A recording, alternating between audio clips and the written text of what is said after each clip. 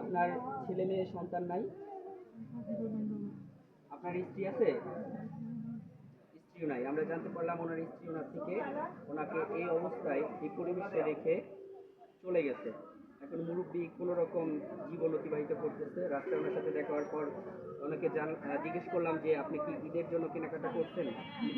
উত্তরে বলছে যে না, কোনো কেনাকাটা করে নাই। ওনাকে যখন বললাম যে আপনার কি সামাই চিনির প্রয়োজন, উনি বলল যে না, এসব করে তাকে রান্না করে খাওয়ানোর মতো কেউ নাই। অর্থাৎ উনি অন্যের বাড়িতে কোনো রকম খেয়ে পড়ে থাকে। তাই উনি আমাকে বলছে যে ওনার পরনের লুঙ্গি প্রয়োজন, অর্থাৎ একটা লুঙ্গি দাবি করেছে এবং একজোড়া জুতা দাবি করেছে।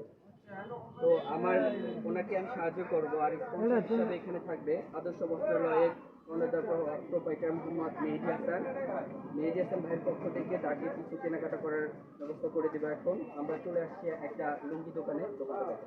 এই দোকান থেকে মুরব্বীর জন্য মুরব্বীর পছন্দনীয় একটা লুঙ্গি আমরা দেখাবো।